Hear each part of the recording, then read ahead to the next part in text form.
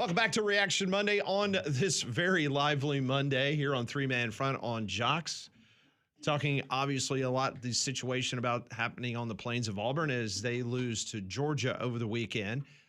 Missouri, they gave their best effort, but they could not stop Alabama as the Tide rolls again against another ranked opponent. They got another ranked opponent this weekend at Bryant-Denny as it's the third Saturday in October. UAB, they make a change as Trent Dilfer was fired yesterday afternoon as Alex Mortensen will be the interim head coach the rest of the way. And just right down the road in Mountain Brook, just moments ago, the SEC, they have released a predicted order of finish for basketball for men in 2025-26.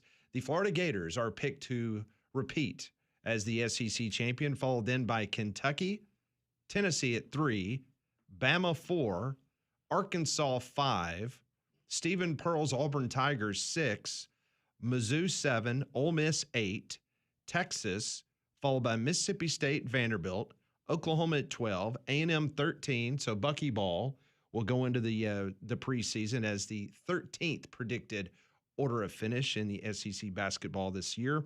Georgia 14, LSU 15, and South Carolina dead last at 16. That is the predicted order of finish for SEC men's basketball. How about our friends at Mandu in downtown Homewood? It's electrical muscle stimulation fitness. Right now, if you mention Jocks, 10% off the life of your membership while you're there at Mandu. If you're a student, 15% off of your membership, electrical muscle stimulation fitness. What you're going to get is a 15-minute workout, and through technology that's all FDA approved, that 15-minute workout is the equivalent to 6 hours in a gym. You're going to get results. Your first visit is absolutely free. It's Mandu. They're located there in downtown Homewood. Paul and his staff, his training staff, do a wonderful job. You're going to feel at home your first visit. MANDUU.com to learn more. Tell Paul and the gang that Landrum from Jock sent you. So just a bizarre sequence, the final 2 minutes of the first half in the Auburn-Georgia game. This is the way it sounded on the Auburn radio network. Auburn quickly to the line, under center, push coming. Handoff, Touchdown. Jumping over.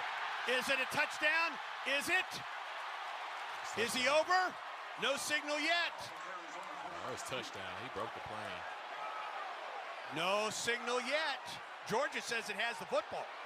Looking at the TV copy, he broke the plane. Georgia says he fumbled the football. I don't understand how the sideline judge on the side of the ball to the left. And they're going to give the ball to Georgia. I see him breaking the plane. That's a touchdown. If he breaks the plane with the ball, it doesn't matter what he does after that. Well, this definitely has to be reviewed. That's touchdown. He broke the plane. It doesn't matter after that. After that, yeah, you break the plane with the football, it's a touchdown. On the field was a fumble recovered by the defense. We will get a review.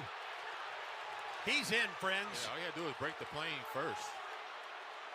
At further review, the runner lost control of the ball prior to reaching the plane. I'll be darned. Oh, goodness.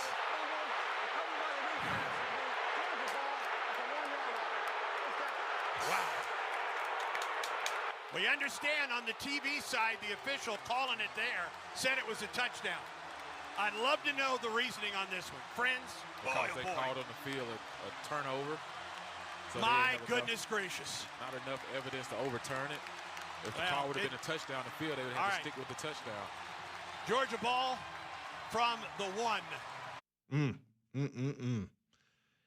You know, if the SEC would allow us to listen in, just like the ACC does the Big 12, Big 12 does it too, why can't we hear what they're discussing?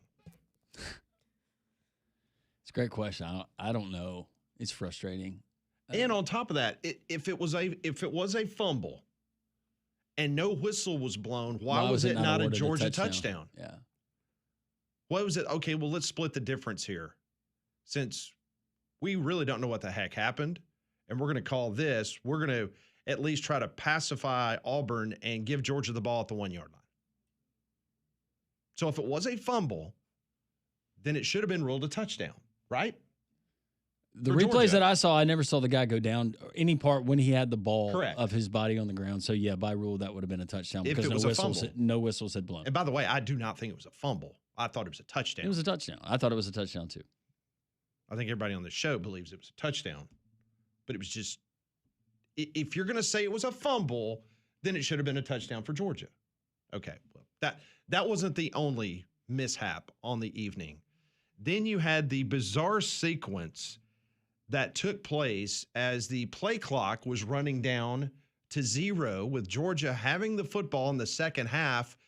Take a listen. This is the way it sounded on the Auburn Network. Georgia was given a timeout. Did not request a timeout. We'll reset the ball and run the play. No charge timeout. They were running out of time on the play clock. It would have been a delay. They were running out of time on the play clock. Timeout right and Kirby there. Smith on the video board is clearly calling a timeout. For the love of Pete. I don't know what is going on. I have never seen this type of stuff. You just bail them out. He was literally calling timeout. Look at him. He's running and calling timeout. Goodness running and calling gracious. timeout. And he's trying to tell you he was clapping. He's clearly saying timeout. And Georgia was about to run out of time on the play clock. Come on, man. Like they gotta fix this. This is just ridiculous. Boy, oh boy. All right. I guess he was gaslighting the referees to the point to where they that actually is 100% what forgot happened. Yes. What happened? Yes. He 100% bamboozled the officials. Now, I saw some Georgia websites post an all-22 video of, and I could not get the number for Auburn on that particular play. It was the safety. And he was back there clapping. And so obviously the Georgia, whoever posted this, they're doing arrows and they're pointing to that's what Kirby was talking about. Because the Auburn safety was coming up and he was clapping. Well, and you can see the sideline video where clearly you can read his lips and say Kirby is telling the officials they're clapping. Mm-hmm. You can also see on the sideline video where about 30 seconds before that, he was doing the timeout signal with his hands to call the timeout. So both are true. All right, let's hear Kirby Smart post game. This is what he had to say about the infamous clapping with the timeout signal. Yeah, they're clapping. So I told them before the game, if these guys clap, it's a penalty. They can't clap because it will false snap. I've lost games on that before in this stadium. And I told them, I said, if they clap, I'm going to tell you. I got somebody in the box watching every play. They were clapping. So I ran over to him and said, they're clapping. They're clapping. And he thought I called timeout. And so I wanted to make sure he understood it. Go lip read, because I'm screaming, they're clapping, they're clapping. I didn't need a timeout because we were going to get it off before the shot clock. It was 2-1, and we were going to get it off before the play clock ended, and I didn't need a timeout. It was the fact that they were clapping. I wanted them to call it because it's a penalty. You think Kirby just blacked out and he didn't realize he was calling a timeout? I don't know, guys. It was or would that be a brownout? I'm not sure. It was very close to, I mean, if they were going to snap it. He definitely wasn't getting the snap off. That's a wild thing for Kirby to say. Yeah.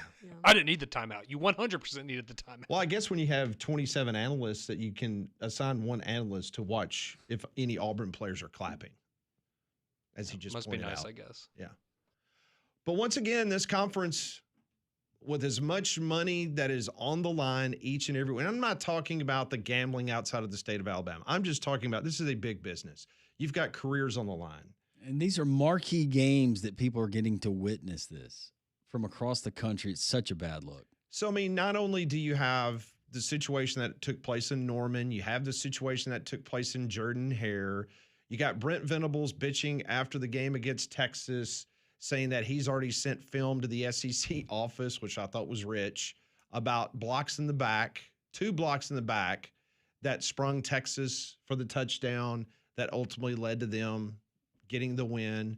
He's already sent film to Birmingham. He was saying this in his press conference. You had Shane Beamer go nuts in the LSU South Carolina game because they called a legal procedure on the fake punt. I mean, listen, I don't know what they're doing in downtown at the office, but they need to get a hold of this because this is beyond a black eye for the conference. This is awful. This is terrible. And Auburn's been on the end of 2 different occasions now. I did not see an apology yesterday. Did I miss that? Mm-mm. No apology.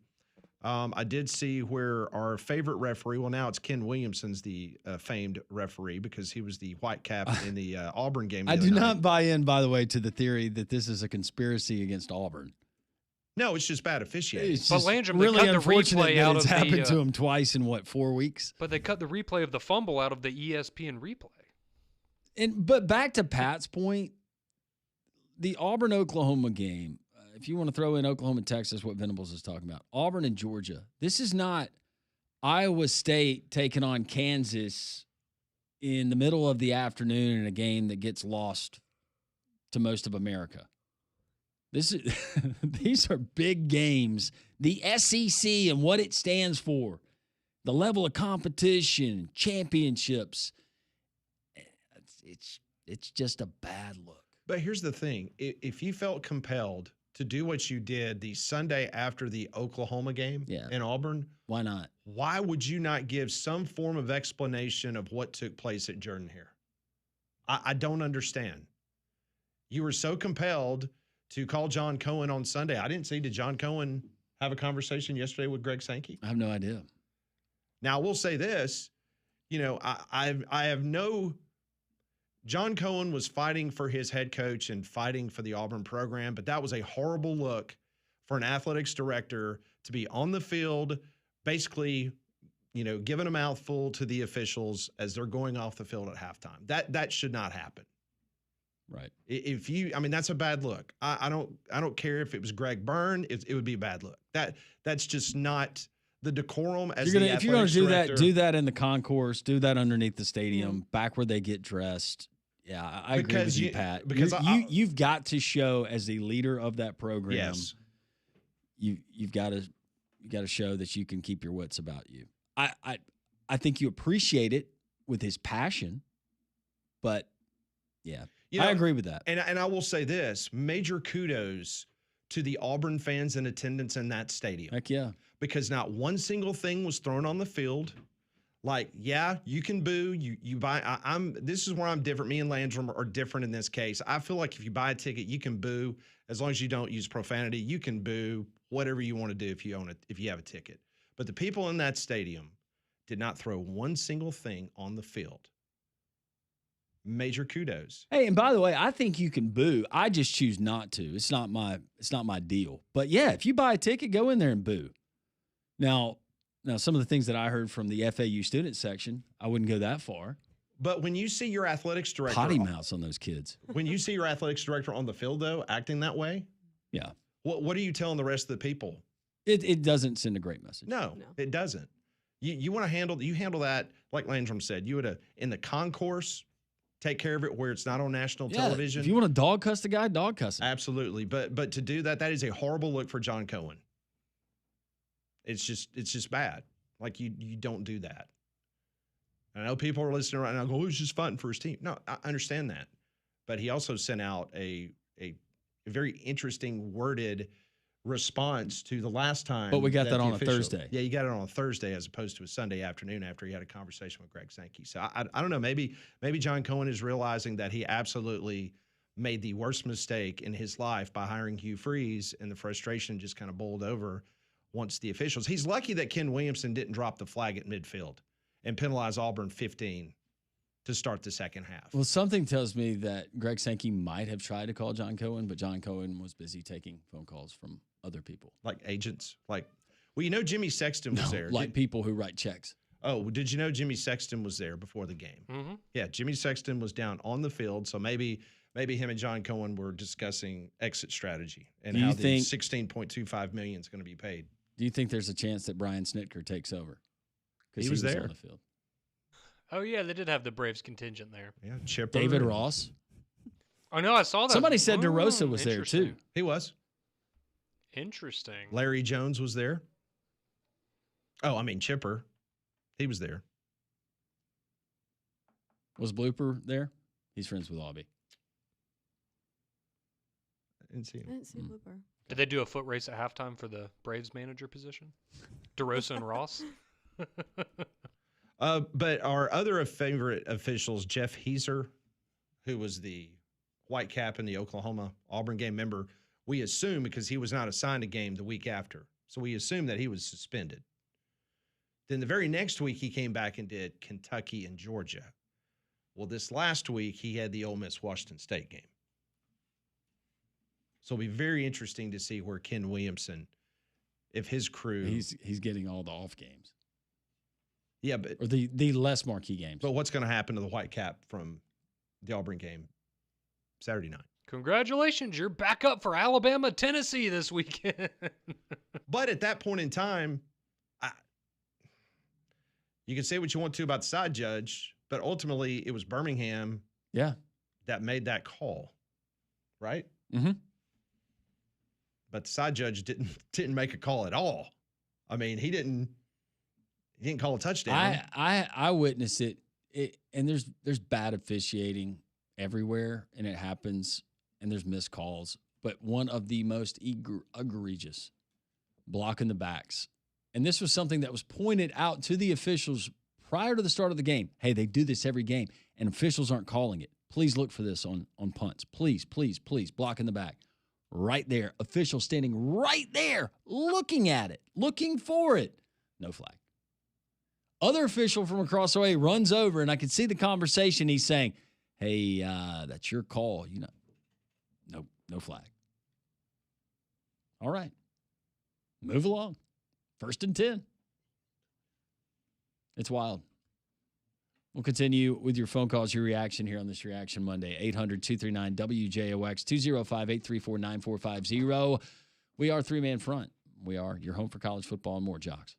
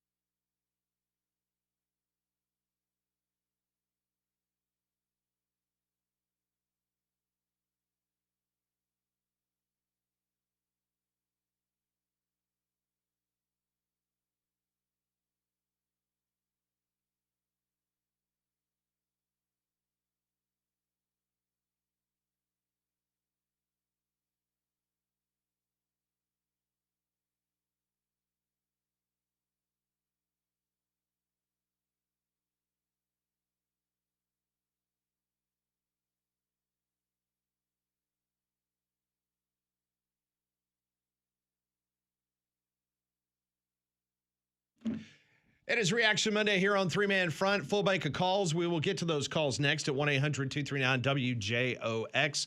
If you got a dangerous tree leaning over your house or maybe branches blocking your view, call Golston Tree Service today, 205-337-4443. Golston's licensed pros handle everything from trimming and pruning to full tree removals. Fast, safe, and affordable. Don't wait until the next storm causes damage. Call Golston Tree Service, who also offers 24-hour emergency tree service. So when it comes to your trees, don't risk it. Call Golston Tree Service, 205-337-4443. Back to your phone calls. A lot of you have been patiently waiting. Let's go to Antoine. Antoine, welcome in. How you doing? Doing well. Hope you are. I'm good. I just wanted to call and say I am a big-time Auburn fan, and I just feel like that coach at Auburn needs to be fired. For one, how you going to call a 4th and 1, beginning of the third quarter, we up 10-3, and the other opponent's 44-yard line? Also, Jackson Arnold, he's a good quarterback, but at the same time, Hugh Freeze on that at the 1-yard line going over the top, he's not Bo Jackson. What he should have done was did a play action, quarterback sneak to the right. Not only that, it's like once that happened, the momentum shifted over to Georgia. That's why the score ended up being 20-10. And I just feel like he's been 2.5 years, no results, nothing's happened. Not only that, it's just the team is obviously the biggest star of the team is Cam Coleman.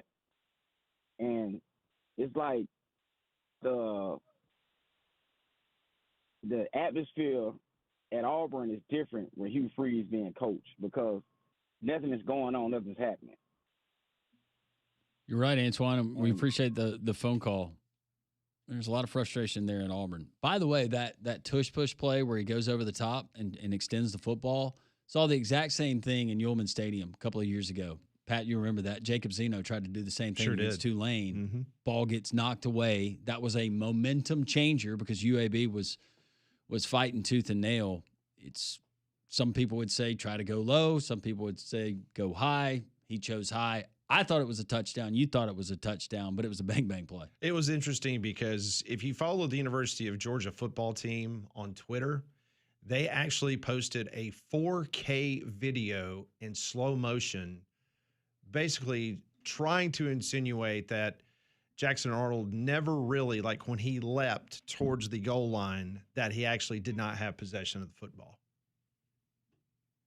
Get a chance, go back and watch it, and you can draw your own conclusions. It's in 4K, and you can literally slow it down frame by frame, and it does not give you the right angle because it was kind of behind the play, so it's not like you're looking right down the goal, but every other video we saw during that broadcast would give me, at least me, the indication that it was easily a touchdown.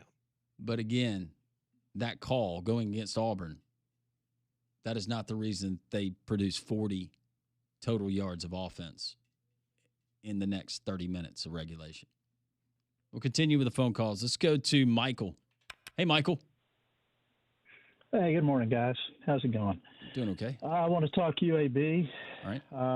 For you Auburn guys out there hating on Hugh Freeze, Dover had the same conference record, never won an away game, and never won 2 games in a row. So, anyway, Dover was going to coach his way out of a job anyhow.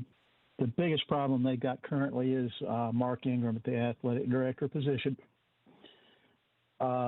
He basically squandered the momentum that was built under Bill Clark.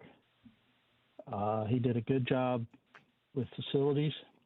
UAB's facilities were poor when he got there, and they're much better across the board. But he can't be allowed to make another hire. You know, he gave Dilfer a large guaranteed contract and tied the university's hands financially. A guy who had no FBS experience whatsoever. He's complacent. He's not showing any leadership. There are 4 winter sports going right now, football, men's and women's soccer, and volleyball. None of them have a winning record. There's 1 conference win among the 4 sports. We can't allow the guy to make the next head coaching hire. I'd like to see, if he'd come, I'd love to see Bill Clark as athletic director. He'll never work with Ingram again. I know he might be willing to come back under President Watts. Maybe Walt Maddox from Tuscaloosa was a UAB quarterback. I'd love to see him if he'd come. Maybe Marla Townsend, who was the softball coach that built the program to the NCAAs and Ingram fired. I don't know where we go. I just feel like there's been an awful lot of goodwill squandered and very little accountability for poor leadership. So that's where I'm at. We'll be protesting at the game, trying to push him out. We've got some momentum with Dilfer being gone. I'd like to see Ingram gone before the next hire comes around. The new athletic director needs to hire his own guy. Michael, thank you for the phone call. We appreciate you listening. Let's get back to your calls. Let's go to Crimson Convict. CC, what's up? Hey, boys. First of all, I'll get this out of the way. Proud of my guys. Proud of the Bama win. I was just telling Conrad, I feel like we didn't play any better than a B game, and still came out with a win on the road against another quality opponent, and we're set up perfect. I mean, we got 2 more away games, both unranked teams. We got the ranked teams at home. But as far as Auburn, I got 2 things. So I'm in the minority. I felt like the ball was moving prior to him on the punch. It was moving prior to him breaking the plane. I mean, I could be wrong. But the 2 things about it is you better get what you're going to get against Kirby Smart in Georgia in the first half, because he is the master of in-game and halftime adjustments. He shut Alabama down. He shut Auburn down. Can you tell me a team that he hasn't shut down in the second half? Probably 90% of the time. And my other point is this: why don't our referees, the SEC, all college referees, take a page out of the NFL and let the play happen and sort it out later? Because it was either one of 2 things: an Auburn touchdown or a Georgia touchdown. I mean, what's your opinion? No, they should. Exactly what the NFL does in regards to let it all play out and then let replay kind of fix it. But I guess they were kind of in a pickle because you didn't have anybody on the field that actually made a call. You didn't have a whistle. Okay. Nothing. But Pat, okay, and I was asking Conrad, I'm sure there was a sit down in the SEC office after the Oklahoma game. It seems like all of these crews have been walking on eggshells since the Oklahoma game. They are terrified to get a call wrong. Yeah. I mean, I'm sure they had discussions with all of them, did they not?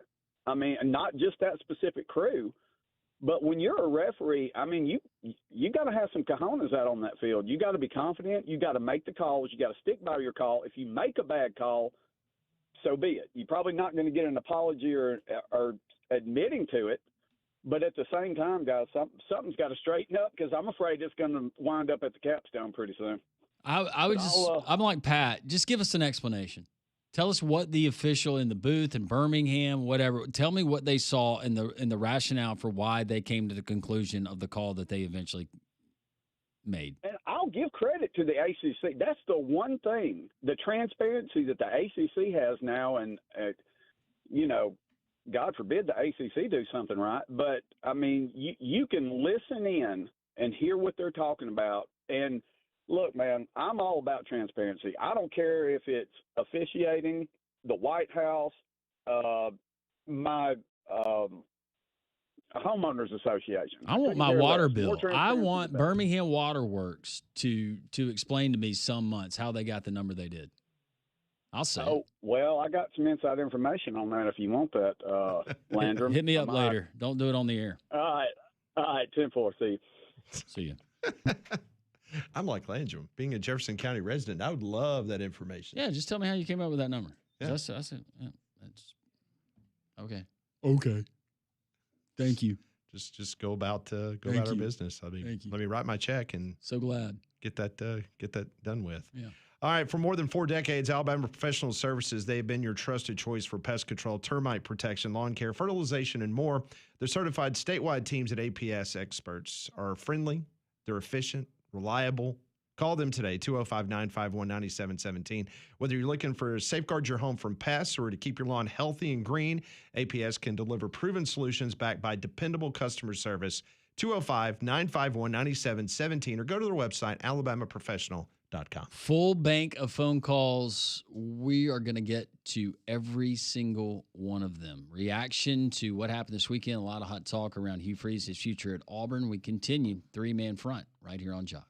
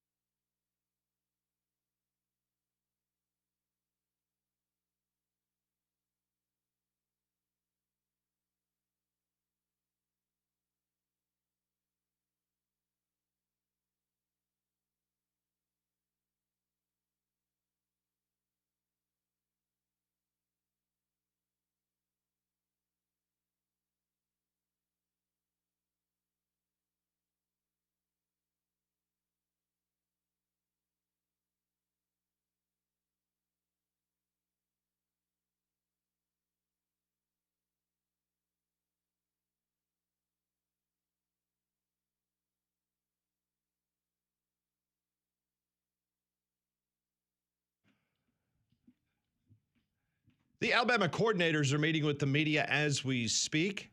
Kayla DeBoer at the top of the hour. You'll hear those comments live right here on Jocks. 1 o'clock, Coach Bill Clark. He'll be along his weekend thoughts, including the firing of Trent Dilfer as UAB's head coach. 1:30, Hugh Freeze. First time we've heard from Hugh Freeze since after the game on Saturday. A very dejected Hugh Freeze as Auburn loses again. They start the season again 0-3. First coach ever in the history of Auburn that has started out 3 consecutive years with 3 straight losses in the SEC. Get back to your phone calls, 800-239-WJOX. Let's go to Josh. Wants to talk Auburn-Georgia. Hey, Josh. Hey, guys. Appreciate y'all having me on. How are y'all? Well, we're doing great. Hope you are. I am. First off, big Auburn fan. I'm not making excuses for Auburn. I'm not saying I'm not making excuses. I would like to know a couple things. One thing about the Auburn-Georgia game, and then I've got a question before I get off, and I'll hang up and listen. But regardless if Kirby was calling a timeout or clapping or whatever, my biggest question is, okay, so a delay game didn't happen because the ref thought he was calling timeout. Well, then he said he wasn't calling timeout. He was talking about the whole clapping thing. Why did Georgia get a fresh 25-second play clock after that when there was no timeout and no delay of game? When the whistle was blown, there was only 2 seconds, second and a half after that left on the play clock. Why did they get a 25-second fresh start when nothing even happened? And then my last question, and I'll hang up and listen to you guys. I love your show. Is now that Trent Dilfer is out, he was awful at UAB. Any chance that Bill Clark comes back to UAB? Appreciate you guys. Hey, Josh, appreciate the phone call. To the first thing you were talking about, I don't know if that's protocol. We'd have to have an official. If that is treated like an inadvertent whistle, where they reset it and they start everything from scratch like it didn't happen. I'm not being argumentative towards you, but how do you? I don't know. How would you say that is an inadvertent whistle? Because that's what I'm saying. Nobody blew the whistle. Yeah, that would be the only thing that I could think of that you could cite and say, okay, well, we'll treat it like it was an inadvertent whistle, but I have no idea. They made no call whatsoever. It would be the equivalent of, okay, you're a home plate umpire. Here's a possible third strike, and he didn't call anything. He doesn't raise his right arm. He doesn't say ball 4 to the catcher. Doesn't say anything, and everybody's just standing there. And then all of a sudden, we're just going to have a gaslight, just like Kirby Smart did on the timeout. I mean, make a call. You can always go back and fix it later. Just either blow the whistle because you thought the ball was dead, or give the signal it's a touchdown, or, whatever the case may be. But they just stood there. Matter of fact, most of them didn't even know that the Georgia player had the ball. Yeah. They were all standing around the scrum because they apparently thought, okay, well, let's see where Jackson Arnold is because he obviously still has the ball. So let's see where his body is so that if he is in the end zone, we're going to call it a touchdown. By the way, we were watching the 3D or 4K zoom in shot of the goal line. Auburn running back Damari Alston. And I realize in the heat of the moment, but if you watch the frame by frame, the ball almost naturally worked its way in to his arm. Just by accident. By accident, yeah. Where he's carrying. He had no idea that the ball was there, and there's chaos, there's confusion. I understand that, but just twisting the knife into the wound if you go back and you watch that. Let's continue with the phone calls. Let's go to... Wait, hold on. One last thing. He did, last part of his question. Oh, yeah. Sorry. He did ask the question, listen, and we're biased because we are huge Bill Clark fans, and we're personal friends with Bill Clark. So Bill Clark can speak for himself. But just for me, I can just tell you that whether it's UAB or another program comes open, Bill Clark should be coaching football every single Saturday. And I hope Bill gets the opportunity. His health is better now. I think Bill, he loves doing what he's doing with Coach Safely. I would love to see him back on the sideline. I think Bill's got plenty in the tank to be a head coach somewhere. He's got a lot to offer. Absolutely. Not sure that he ever wants to get back in that race again because what he's doing now, he's getting obviously a lot of enjoyment and, his creativity and what he's doing with Coach Safely. I thought you were talking about hanging out with us once a week. No, he hates doing that. He makes fun of us every week when we do the podcast. But all kidding aside, I think a lot of people at UAB would love to have Coach Bill Clark back. Let's go to Don. Don. Hello, guys. Hello. How is everybody? We're wonderful. I'm over the weekend, Lander, but let me tell you something, my friend, and Pat and Molly and Conrad.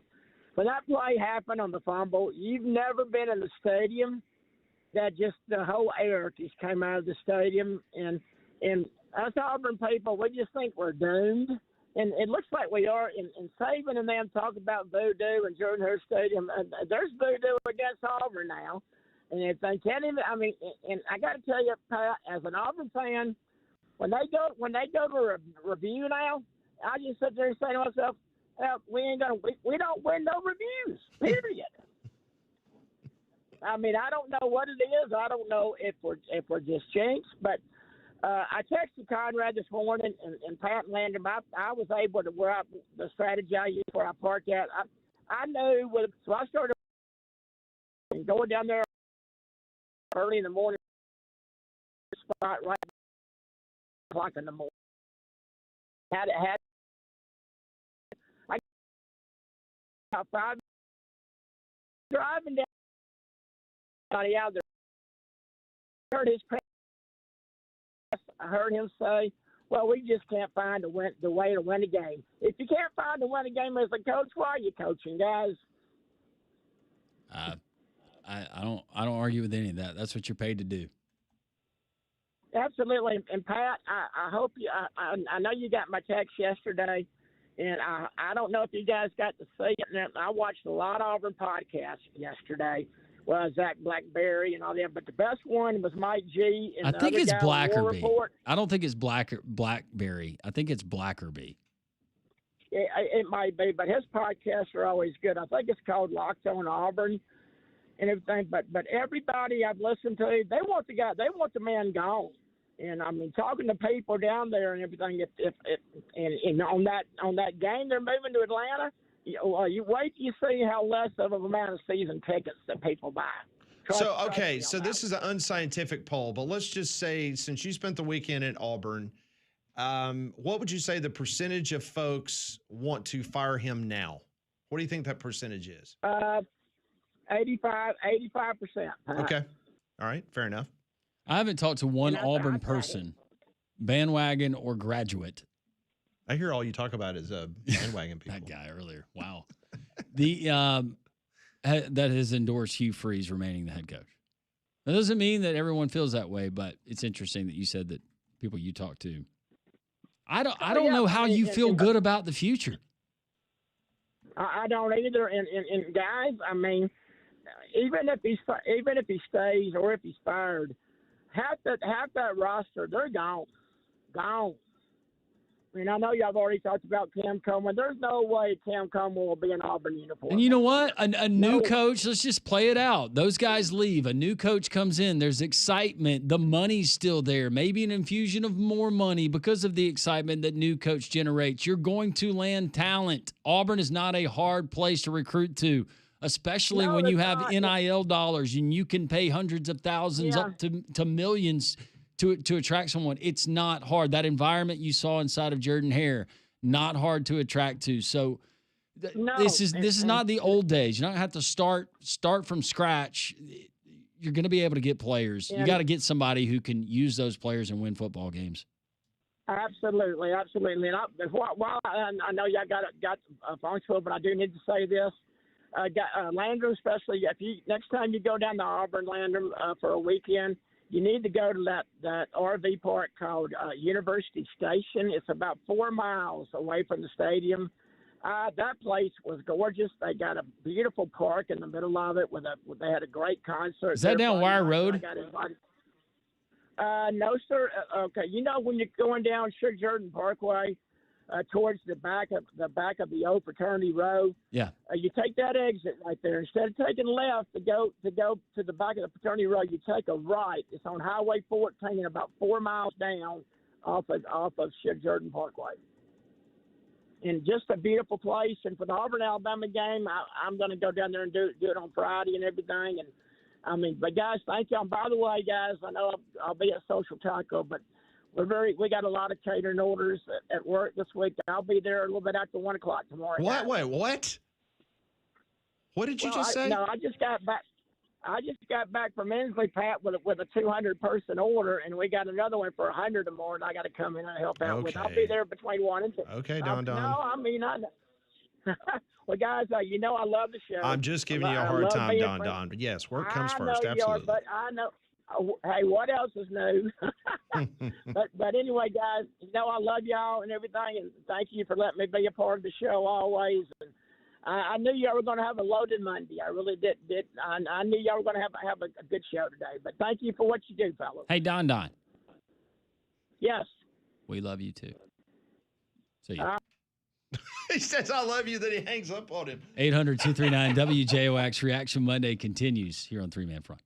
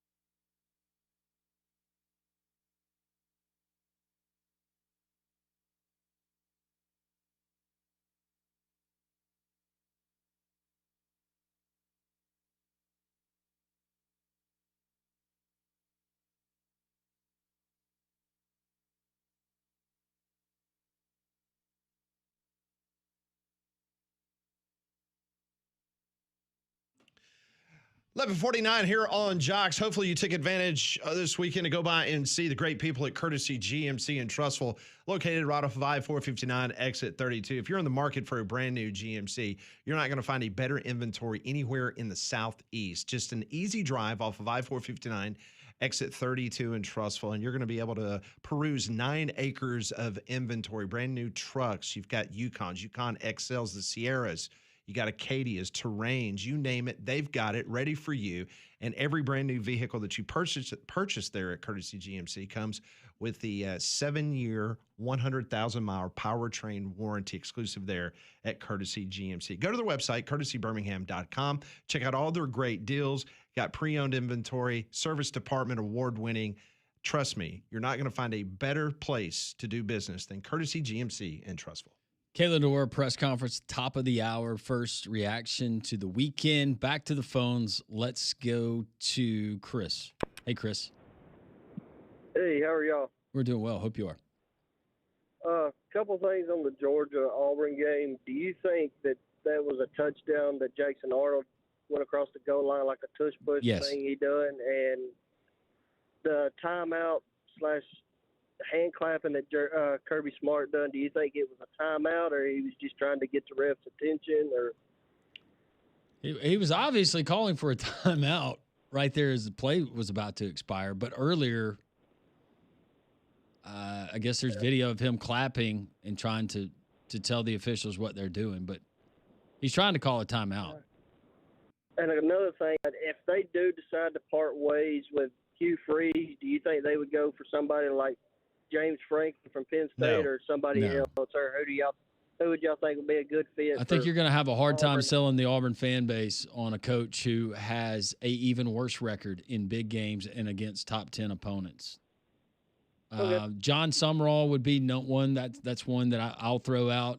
I think DJ Durkin, who's on the staff, would get serious consideration. Don't be surprised if you see Rhett Lashley put on that list. Wouldn't be surprised if you saw even Eli Drinkowitz, a name like that, who's got past experience in Auburn in 2010. Not saying that any of these guys would choose to take the job. These are just some of the names that you will see if that hot board comes about. You think they would try to go after Gus Malzahn from No.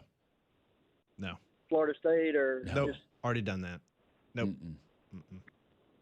Well, y'all have a good one. Thank you. Appreciate the call. Let's get back to your phone calls. Greg, welcome in. Hey, Greg. Hey, y'all there? Yep, we're here. So two quick questions. One's more of a statement, one's a question. In terms of the blame on Jackson Arnold, I don't know 100%, but what's up with the other two quarterbacks? I've heard absolutely nothing about their progress, about how they've been in practice, about why they haven't gotten an option in any of the other games. And then I also agree with previous callers. I think if at the end of the season, regardless if Hugh stays or not, it's going to be a Titanic jump off the ship. It's too much. Yeah, as far as the other quarterbacks go, I can just tell you what some coaching friends of mine that was actually down and was able to watch some behind the scenes at fall camp, and they continue to be impressed by Deuce Knight. I was also under the impression, and that's via Hugh Freeze, on what he said before the Baylor game, that you might see more of Ashton Daniels in certain kind of packages. And that just has not happened. So that's the only report, unless, Landrum, you've gotten something different. That's all that I've been told about those two other quarterbacks behind, obviously, Jackson Arnold. I guess in hindsight, it would have been interesting to see Ashton Daniels there at the goal line. But whatever. That answer your question, Greg? Yeah, 10-4. Appreciate Thank you. it. I mean, War thank Eagle. you. Thank you, Greg. Appreciate the call. War Eagle to you. Let's go to JJ. Hey, JJ. Hey, guys. Love the show. Listen to you guys every day. Thanks, JJ. Wonder what you guys thought about Todd Gruden at Auburn. Okay, so here's the thing. He would win the press conference, and I think he would make a lot of people excited. Do I think that John Gruden is a good football coach? Yes. Knowing that he has never been in charge of a college football program, that would give me significant pause, because we have seen some of those experiments of lately, and that has not gone over very well, especially now in the NIL era. So for me personally, just my opinion, I think that would be a bad hire for Auburn to go get John Gruden. Yeah. All right. Well, I appreciate it. I'm a diehard Auburn fan. Kind of see what you guys thought about that. All right. Thank you for the call. Yes, sir. Thank you. Appreciate it very much. I'd take Bill Clark at Auburn. Yes. That would be a no-brainer, wouldn't it? It would. Coming up next, Kalen DeBoer off a third consecutive ranked SEC win, and he's got the fourth consecutive game coming up this weekend against a very talented Tennessee Volunteer team. We will hear from Coach Kalen DeBoer. The aforementioned Bill Clark will join the show at 1 o'clock, and Hugh Freeze at 1:30. All that straight ahead on this Reaction Monday on Jocks.